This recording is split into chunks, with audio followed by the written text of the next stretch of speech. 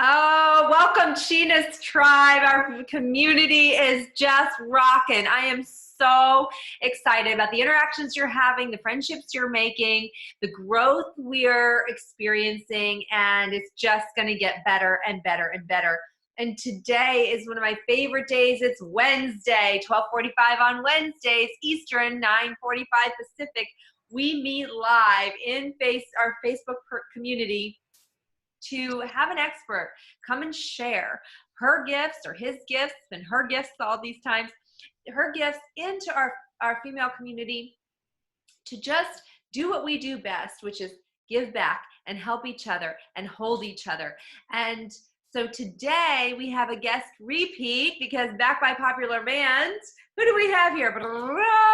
It's Brooke. You guys, you loved her so much. She has such a wealth of knowledge as it relates to anything and everything with our sexual development, our beings as having sexual entities, the trauma and the drama that can happen with it, the healing that can happen. And so let me read you Brooke Heym's accolades. She's a highly sought after sexual empowerment coach. She helps people gain power and control over their lives and their sexuality by focusing on relationships, starting with their relationship within themselves. You know, this is what we believe in SHE-ness Tribe, right? Unity starting to yourself first, then better to unify with your sisters, and then to our men as well. So Brooke, we're so excited about that philosophy. Brooke advises and partners with other coaches, communities, organizations, and also focuses on improving the state of humanity. She is a frequent guest on podcasts and panels discussing relationships, communication, and sexual empowerment. Brooke spent much of her early career in corporate training, building and training teams, including helping to hire and rehabilitate people with criminal records. You guys, Brooke was sexually abused for much of her childhood, and the pattern of abuse continued into her adulthood. In her 20s, Brooke made a choice in her life and has spent more than a decade on a journey of growth and learning, and she developed content and processes to overcome trauma, guilt, shame, to live your best life. And she certainly is, you guys, just a joy of a human, a joy of a friend. Brooke is so passionate about what we're doing in SHE-ness. She is a part of the mastermind movement as well. So she has her own big things going on, and she just continues to give in the space of SHE-ness. Brooke, I'm so glad you're here today. We're going to talk about more on the aspect of our children and parenting our children, or being aware of the children around us, which also leads into ourselves with sexual protection and healthy conversations. Thank you for being on today. Yeah, thank you for having me. I'm so excited to be back for another round with all of you. Well, there's so much to learn, and you know, this is so often not something that we used to talk about when I was growing up. It wasn't that it was like it's awful or anything. It's just that we didn't. I remember my conversations with my mom as a kid about sex, where we get in the car and when I was alone in the car, I was like, oh no, mom's gonna say something about sex now. She's gonna say something about sex. I'm gonna get in the car with my mom by myself. And she was like, honey, do you know all the slang words? Because you gotta be educated. So that was her education for me. She needed to make sure I knew the slang words so that I wasn't dumbfounded when other kids said the slang words. And really and truly, like, that's the majority of what I remember as my mom prepared me for the world of sex. That's so funny. And it's important that they understand those slang words, as well as the like technical terms for it as well, right? Like, it's important that our kids not be taken off guard by things that their friends are going to say to them. I remember I was in 4th grade when my friends started talking about how they were having sex at parties with each other. 4th grade? Yeah. And I didn't know what that even meant. I was like, oh, that's cool. I don't concept. Do you find that that's an unusual age to start?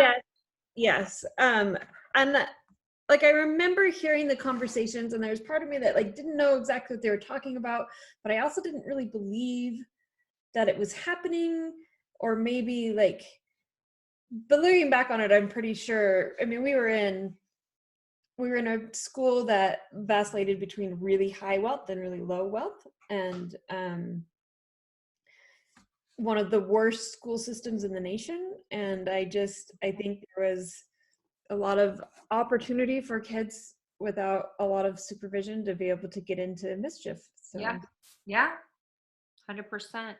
yeah. So how would you, now that you've gone through all this development and so forth, how would you, Brooke, begin? What's the beginnings of introduction look like for the little ones? Let's talk about, can we go through like, I didn't prepare this, but I think it'd be nice for us to hear kind of the stages. So their little first conversations, their tween conversations, and their teen conversations.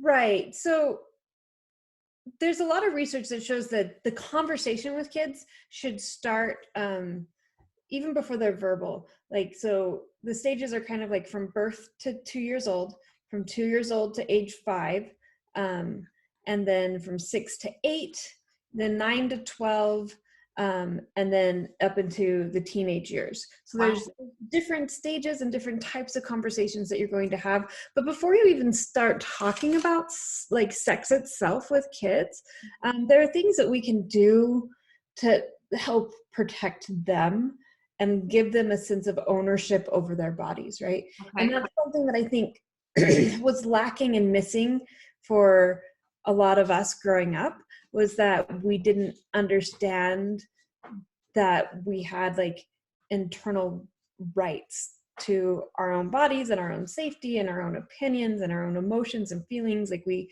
kind of grew up in this age where it was like, don't cry and don't feel that way and don't get upset and don't be mad and do what I tell you to do and follow the directions. And like, it was a very regulated sense of growing up, to where we were just sort of little bots going through the world, being told how to act and how to feel and what was appropriate and what wasn't, until we were on our own. And then when those same adults or people we trusted would tell us what was okay, we didn't know any better than to listen to that, and to not speak about it because they tell us not to speak, or to not be upset because it's something that's totally natural.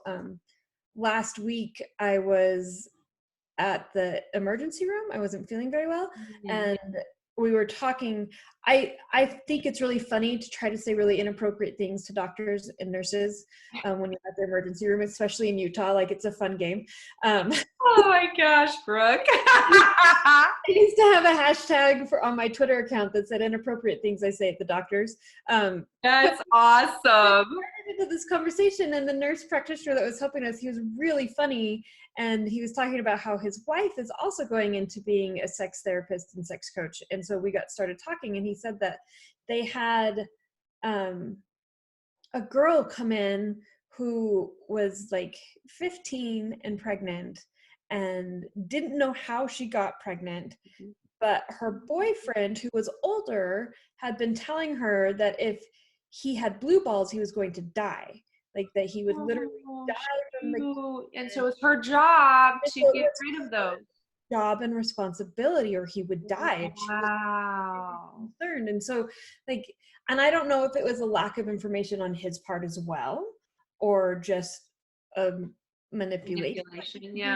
Any level of variance. But if we protect our girls and we give them the right information, and so, like, starting when they're really young, letting them know that it's okay to not hug someone, it's okay to not kiss their grandparents, or to not sorry, I have a cat, to have a ownership of their bodies, to be able to feel comfortable in their own skin and not apologize for it, but also to not have to accept physical contact and physical interaction or praise from people that they don't want to. Like, I remember my daughter is very opinionated. I don't know where she gets it. I was gonna say, so weird. But we were going through this, like, we were at a fast food place, and first of all, she was being raised vegetarian from a very young age. And so she would get really, like, opinionated with people about what she was or wasn't eating. And she was ordering something, and someone tried to tell her to get something she didn't want. So she was being kind of grumpy, and we're walking back to our table, and this like grandpa aged man was there, and he was like, well, why don't you smile? You'd be so much cuter. And she goes, my mom says I don't have to if I don't want to.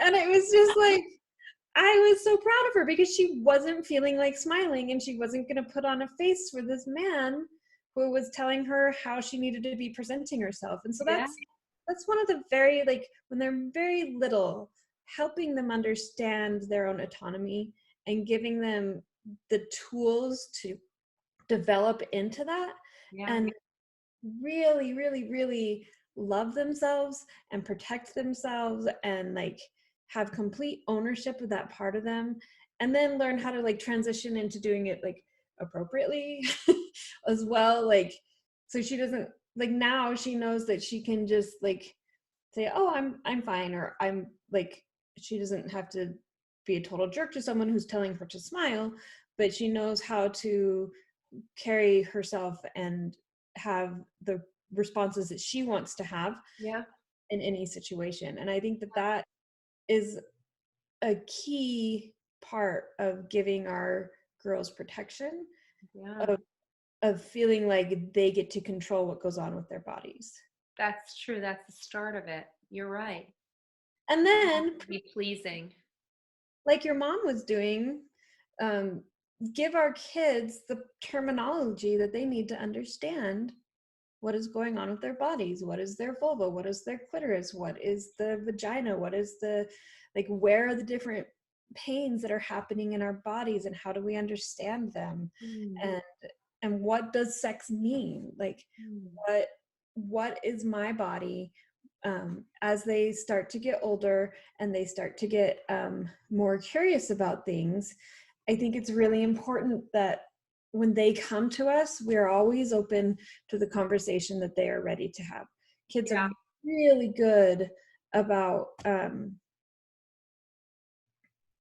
bringing information to us in a curious way and feeling secure and supported. And so, like, as they get to be between the ages of like 2 to 5, they're going to start exploring touching. They're going to start exploring bodies. They're going to start being aware of the differences between them and other people. And so that's a really good time to start talking to them about consent. Like, when they're at the playground and they're playing with their kids and they want to give their friend, like my daughter is a very big hugger and like a very aggressive and like energetic hugger, and she will just like, oh, and I'd have to be like, okay, some other kids don't appreciate being hugged around the neck like that because they think you're trying to choke them. but like explaining to her how to ensure that other people are okay with the touch that she's giving them, and that she feels okay with receiving it back as well. Tickling and playing games with each other and setting up boundaries of what they feel comfortable with and what they don't.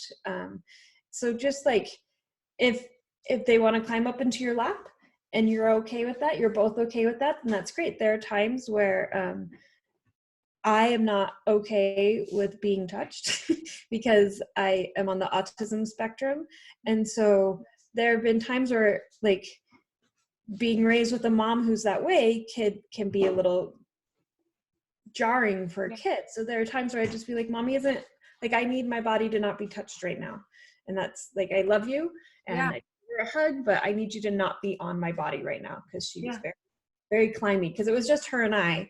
And so she was constantly wanting that reinforcement and that support. So finding ways to help her understand my boundaries and her boundaries, and that it didn't change my love for her. Was a really important thing. And then, you know, when people would get, like, my niece was pregnant when she was quite young. My daughter was quite young, not my niece. My sisters and I had kids at very different stages of life. So my niece was having a baby when my daughter was 4. And so she was like, how does she get that baby? Why is, she always called it baby Hank. She's like, why is baby Hank and cousin Zoe? And so, like, starting to talk about how, like, babies are made and what detail that you're comfortable getting into. Yeah.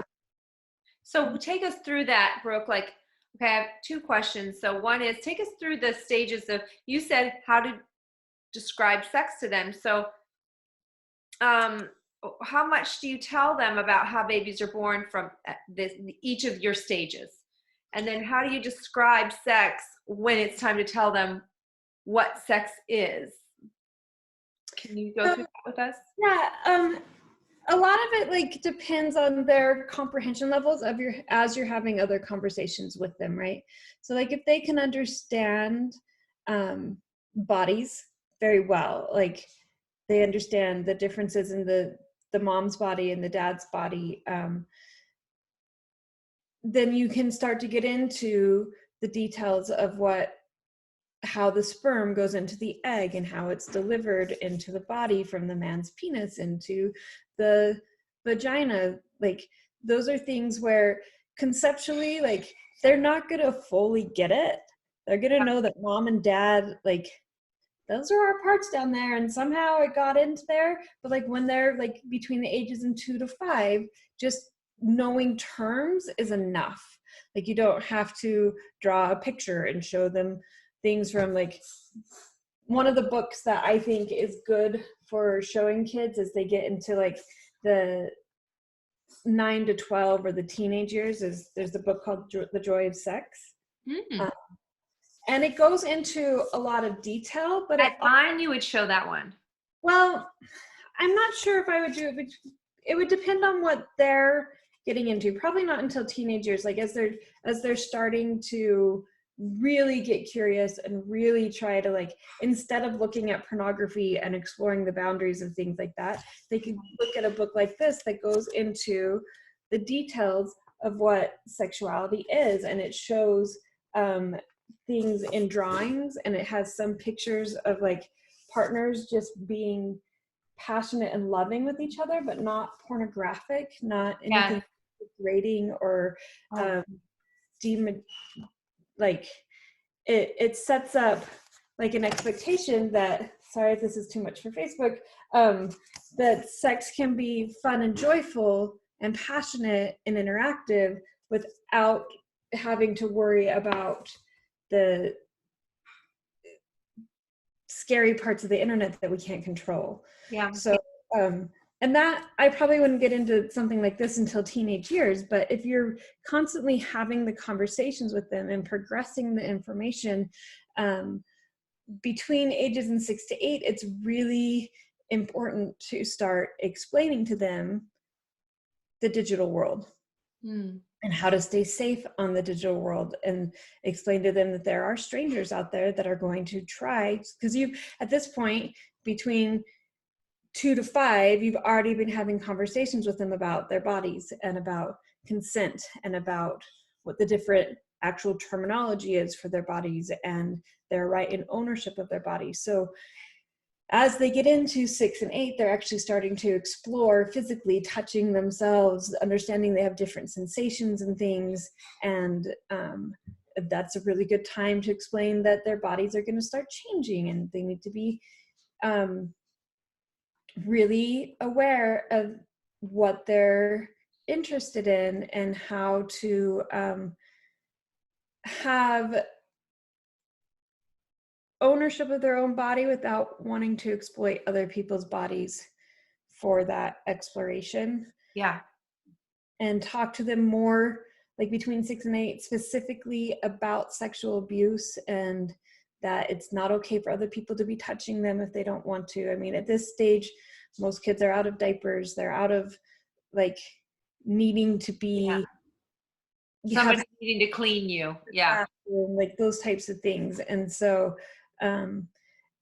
you know, puberty usually starts around age 10 is when like the body, not actual menstrual cycles, but it's actually becoming quite common for it to be earlier. It's around 12, but it's becoming quite more common for it to start before that. So between like as they get towards the age 8, so, you know, boobs like might start budding out, and there might be other things like little boys are starting to experience having boners and like using different words and terminology, erections and things like that to help them understand that their bodies are normal.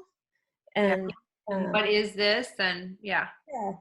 And then between 9 to 12, they're going to start to have a little bit more sexualization going on in their minds, like actually feeling things towards the other sex that they weren't feeling before. Liking, like really liking. Yeah. So instead of just being able to be friends with all of the boys and girls, that's when relationships are going to start to change. Friendships are going to start to shift, and emotions and feelings are going to start to come up. So at that point, the question around sex is going to be more emotion driven, more hormone, like feeling driven. And so that's when we need to be, like, between ages 9 and 12, being really careful with pointing out conversations that are happening around them, like that has to do with sexism or sexualization of other people's bodies. Like, oh, did you see that woman? Or if one of their friends' dads says something like, well,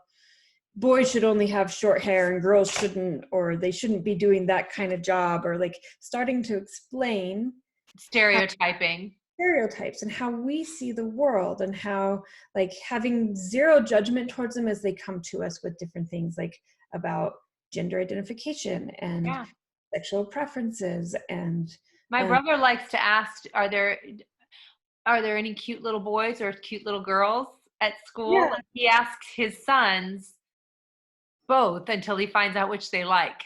Right. So if we can, he has one that he's not sure which he likes, but he just asks, like, are there any cute little boys or girls at school that you like? I'm like, yep. There's a lot. And between these ages, I mean, it's so easy for kids to find pornography before this age. Like, if they're on the internet on their own, starting between 9 and 12, kids are going to have a lot more independent access to. Do you have any tips of protection on that, or is that your genre at all? Your wheelhouse?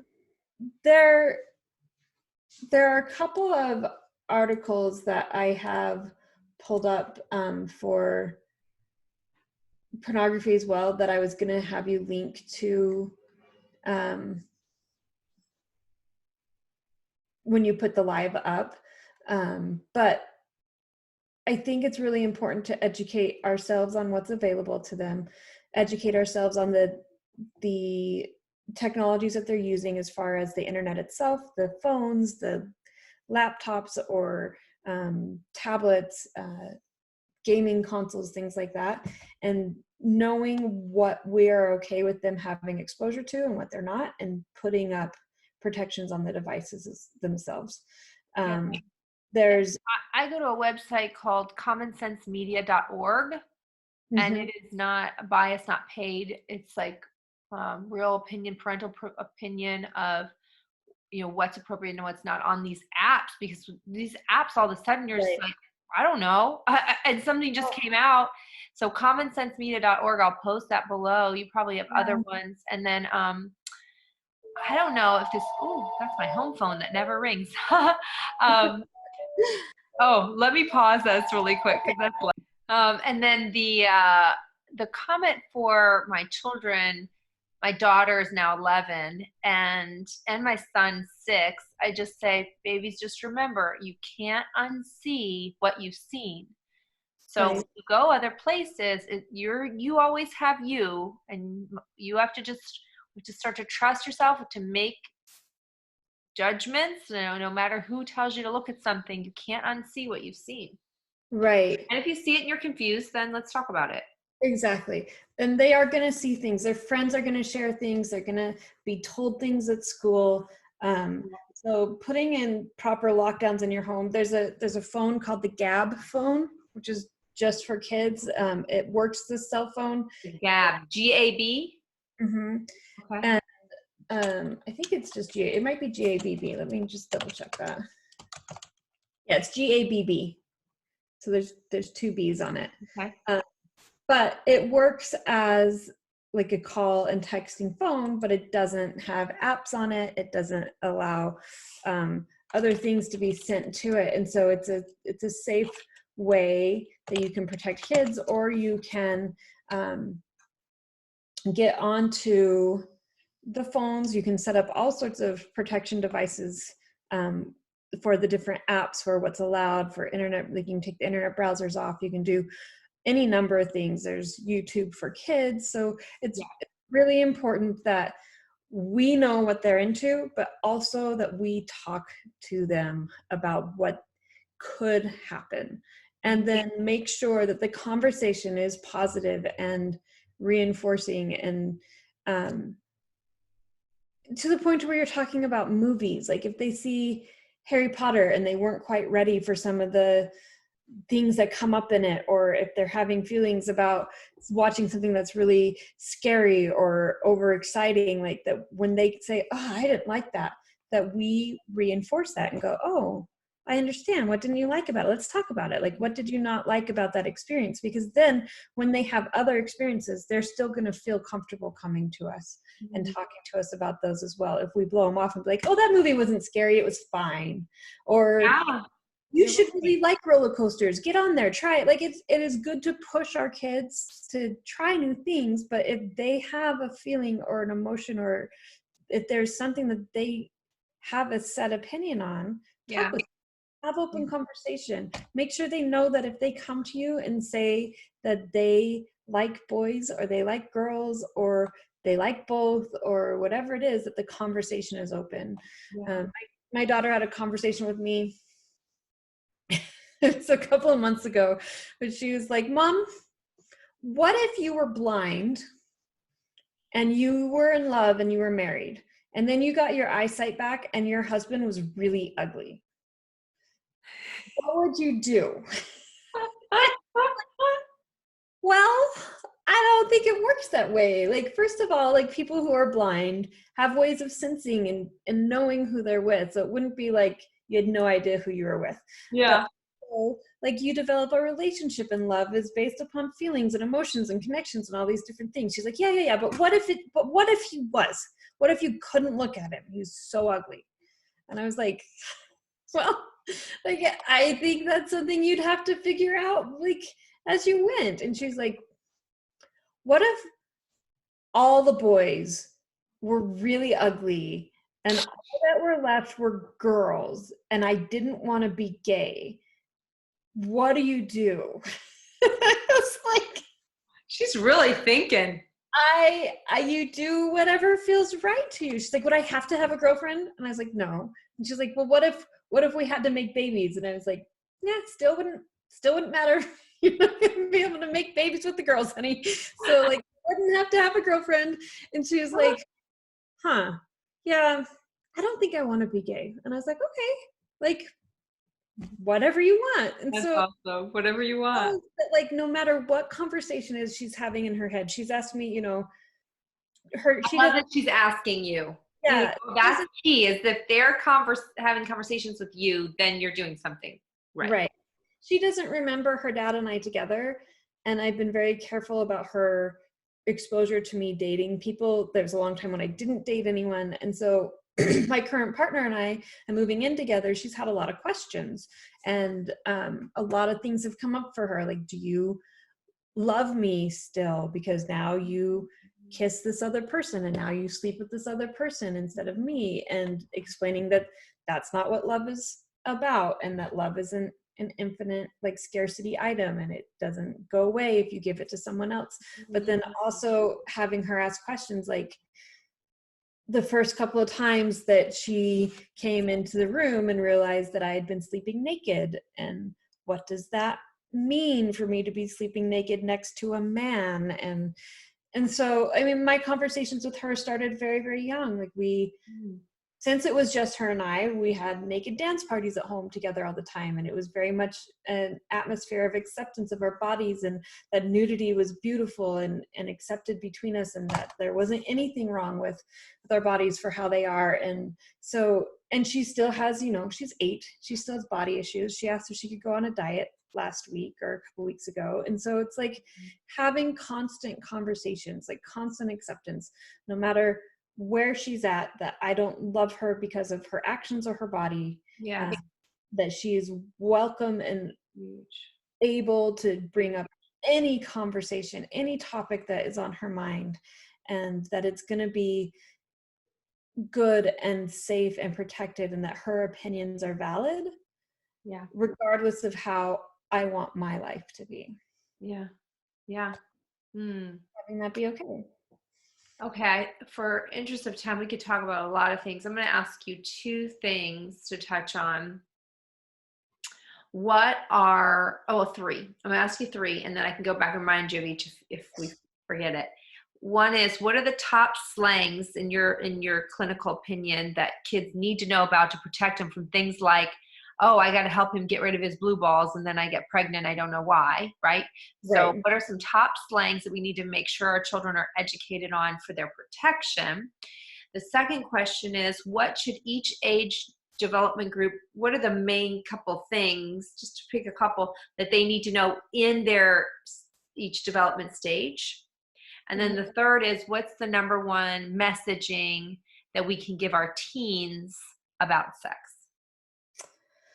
Ooh, those are some good ones. So let's start with the slangs. Yeah. I think as we talk to like young girls, especially, I think even though it's not a slang term, the word orgasm is something that I think our kids need to have a healthy understanding of, for girls and boys, so that they understand ejaculation. And so along with that would be teens orgasm. Yeah. Okay. So orgasm, coming, like what does it mean when someone comes? Because that can be a pretty. And what's a healthy understanding of orgasm, Brooke? Understanding that orgasm is the moment of like sexual release in the body. The energy, the chemicals, the sperm, like that is when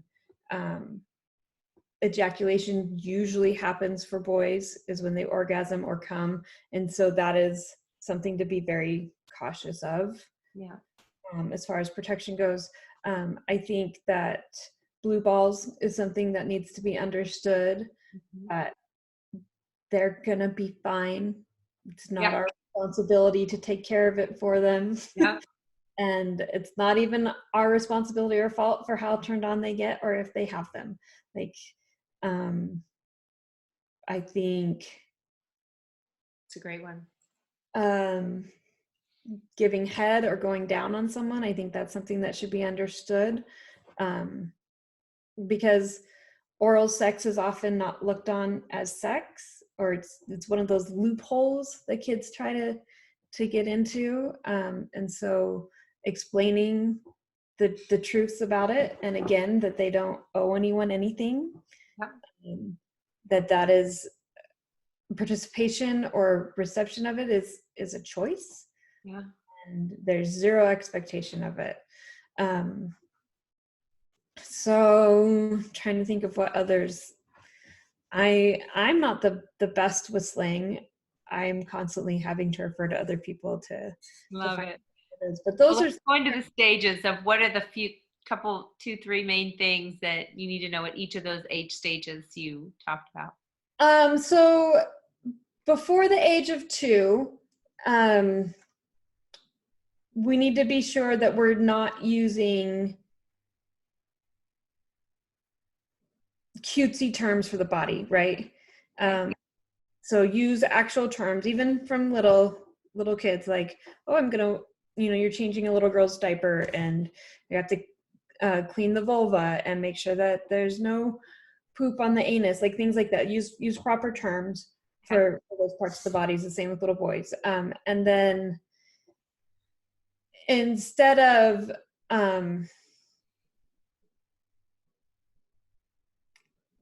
enforcing or reinforcing that love comes through contact, letting them know that we love them, but without expectation. Like, if you want this cookie, come give me a hug. Like, don't do that.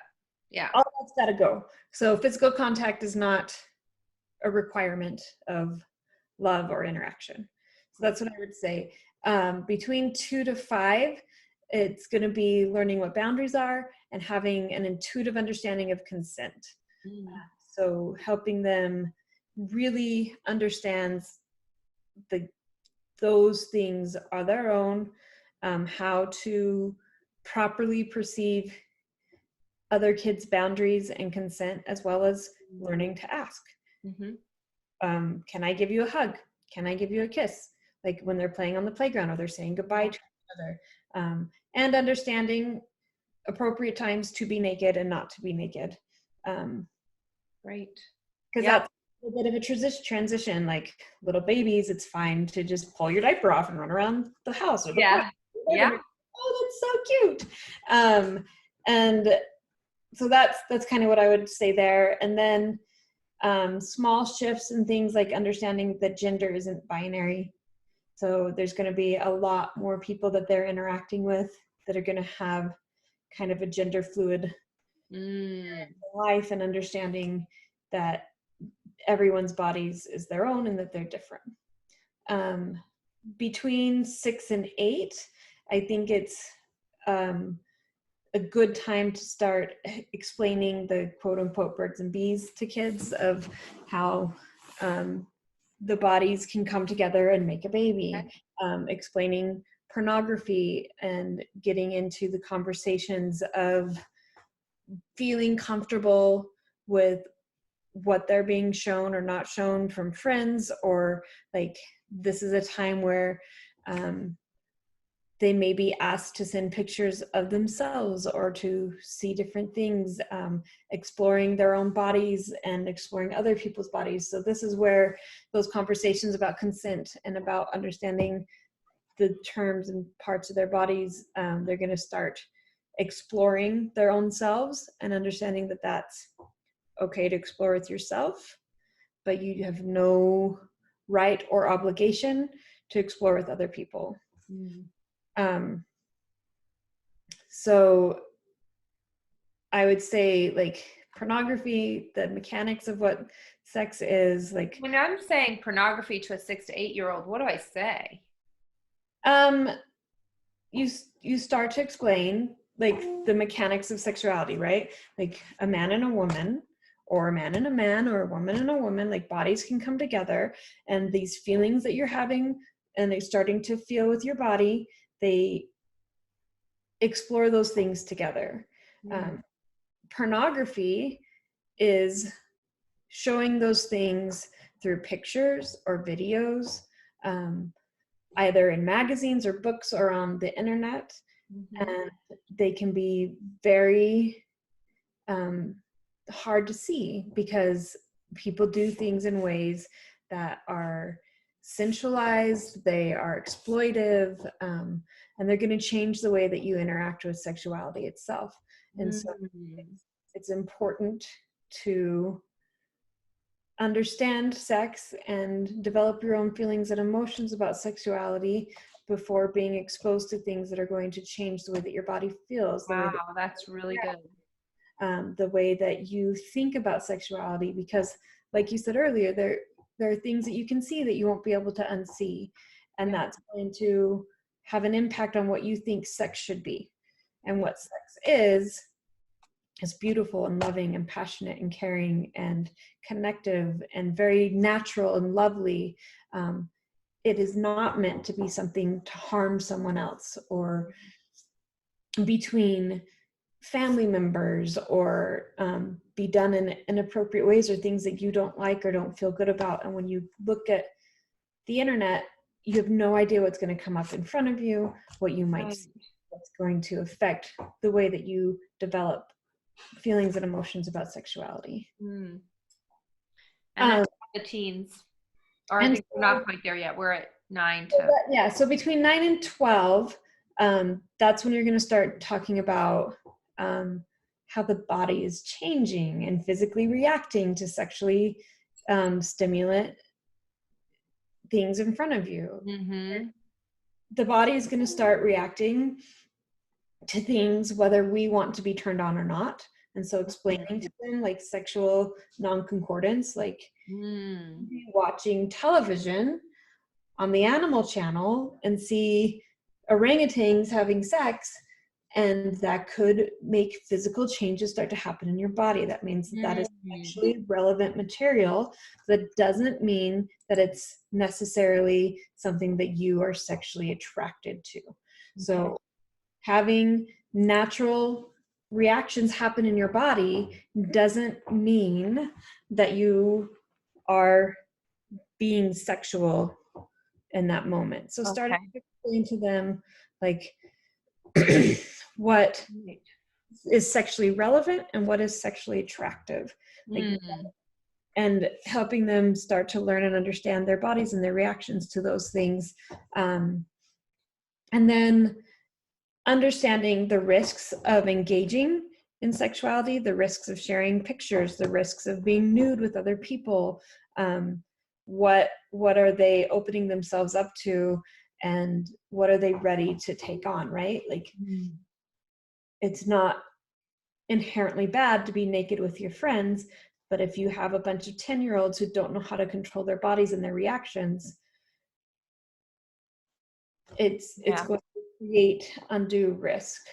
And then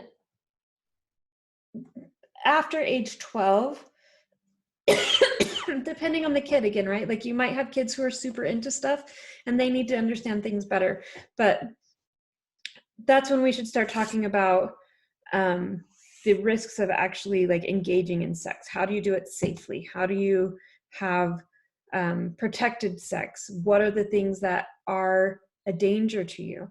You can get STIs from oral. You can get STIs from any mucous membrane. So your eyes, your nose, your mouth, your vagina, your penis, like anything that has a fluid exchange or the option of it is going to be an area that you can get. One of the things that the guy at the emergency room said is they see cases of gonorrhea of the eye quite frequently. And I was like, whoa, like that was something I'd never considered before. So explaining all those things to them and what proper protection is, how to use birth control, if they are interested in sex, to not feel ashamed about it, but to be able to come to you in their teenage years and talk to you about how do they stay protected, and know that you're not going to judge them or shame them, that you're going to help them have the right tools emotionally as well as physically to understand. And like, it's not bad for two people to have sex with each other, but it creates connection. It creates, especially on the female part, right? Right. So it might not create the same level of connection on the male part. And so as a female, you have to decide, are you okay with increasing your connection feeling to this guy? Right. And what is that going to leave you open to emotionally? And is that something that you want to do? And are you interested in just exploring someone else's body, or are you actually interested in this person? And so that's so different. Yeah, like having their, like, if they've already had experiences with other people, to not have there be shame around that, but to be able to have that be an open conversation and say, well, how did you feel? And were you interested, or were you just looking to explore the body? And so, and understanding the emotional heaviness that puts on another person's body for you to be interested in their body and not in them. And so there are a lot of conversations, there's a lot of heavy conversations, but I'm sure that it's always open and something that you can talk about at their comfort level. If you have the conversation started from a young age, or even if you didn't start it at a young age, but you're just starting now, to start having open conversations about media, what they're seeing on television, what they're seeing in movies, what they're listening to in songs. Songs are a great place to start and be like, what? are they talking about? And you can, I mean, they can really give mixed messages or poor yeah. messages too.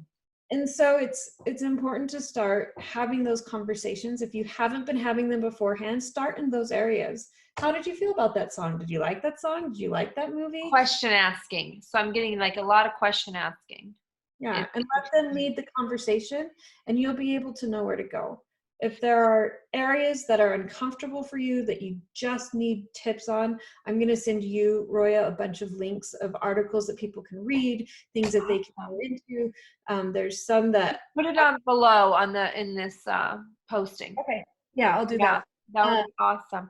When Aria was 8, I started getting books that intentionally, like American Girl doll books on boys and your body and puberty and things like that, and that helped open the conversation. I also made sure that we watched or looked at books of like animals, like I heard to just show like little animals having sex, so that it just became normal, like, oh, they're putting their bodies together. I mean, we didn't talk about like exactly what it was, but oh, they're putting their bodies together, so that it wasn't so woo to her.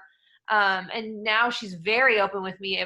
First thing she wants to do when she walks through the door is tell me about interactions she had with her friends or boys that she thinks is cute and things like that. And I think that all stemmed from those earlier ones. But like you said, you can still catch up on it. It just would be different. I just want to close out. I just want to make one comment, and then if you could give your closing comment. The energy that's deposited, especially in a female. I don't know if you have any comment on that. I didn't recognize how much could be deposited, so I'm just going to share an intimate moment for the help of other people. But when there was a man before my husband that I thought I was going to marry, and when it was coming to an end, we had sex for the last time, and I didn't know until after we had sex that he was kind of feeling like he was like almost like sexually punishing me, like, I can't believe you're leaving me. It is this distraught, angry, upset energy. And he told me afterwards, and I was like, wow, I didn't know. And so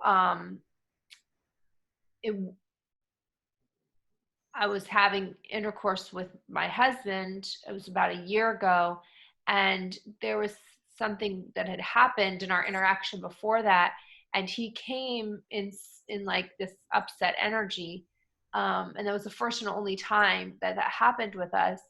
And all of a sudden, Brooke, I just started crying uncontrollably. I literally felt that trapped energy from my ex-boyfriend come out of me at that time. And it would have been 20 some years since it had been deposited in there. So we have to be very careful of like, what energy is he coming with? Do I like his energy overall? And is it coming from a loving place or not?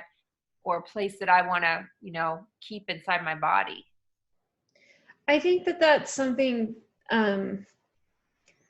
that we can help our kids start to know through a lot of self-care and self-loving practices, right? Like getting them started in early practices of meditation. And I mean, one of the things that we haven't spoken to here is masturbation, and how important it is to set kids up with a healthy understanding of masturbation, and to have not be a place to start hoarding energy, to start hoarding shame and judgment, and that their body is theirs. They get to own it, they get to explore it and love it and create passion and beauty and like a wonderfully like fully developed relationship with themselves first.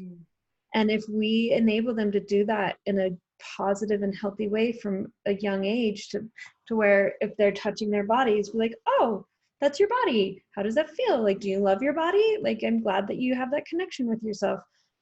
There's a lot of fear-based conversations around sex with kids, and a lot of the topics that we have touched on is how do we protect against abuse and against diseases and against taking on other people's harm, and don't let other people. But the other half of that, the other side of that they need to see is that sex is beautiful, and it's loving, and it's fun and passionate, and that it starts with themselves, and that we really truly need to give them a healthy, proper foundation for sexuality Yeah. from the Such beginning a of their gift. lives, so that when they get older and they encounter negative touch or bad touch or things that they aren't Yeah. comfortable with, that they Yeah. know the difference, and there is no question in their minds that that is not okay, and they don't That's have. the one. Yeah. And so I think it's really important that we talk to them about how wonderful it is and how connective it is. It should not be weird for kids to know that their parents are having sex. It should be beautiful and loving. Now, we're not going to show them that sex. We're not going to talk to them about all the details of it. Like there are boundaries, but to understand that people have sex because they love each other, and that is our gift. It is our power. It is a beautiful space for us to create love with ourselves, for boys and girls, for it to not be something that becomes a tool of self-harm, but that it becomes a connector for creativity and meditation. And those are some concepts that you can get into them with as they get older, into like masturbative meditation and things. Like those are things that you have to like gently ease into, because as they're growing and their hormones are rushing and things like that, like you don't want it to consume their life, but also like having them have a really healthy balance and understanding of the beauty of it is very important, because then they can determine the difference. I don't think I even know what that is, so that'll be for the next time. Brooke, this covered so much great grounds, and there's just so much to unpack about that. I'm sure that you help people clinically with themselves, with their children, with families. And so how do they get in touch with you? How do they find you? They can get in touch with me through my website. It's brookeheym.com, BROOKEHEYM. I'm on Instagram and Facebook, and my email is brooke@brookeheym.com. So if they have any questions or want to reach out through social media, I welcome all of it. Well, we could not be happier that we had this moment, Brooke. Thank you for spending your afternoon here. Yeah, thank you. Love you, my friend. Love you. Thank you for all you do and all you give.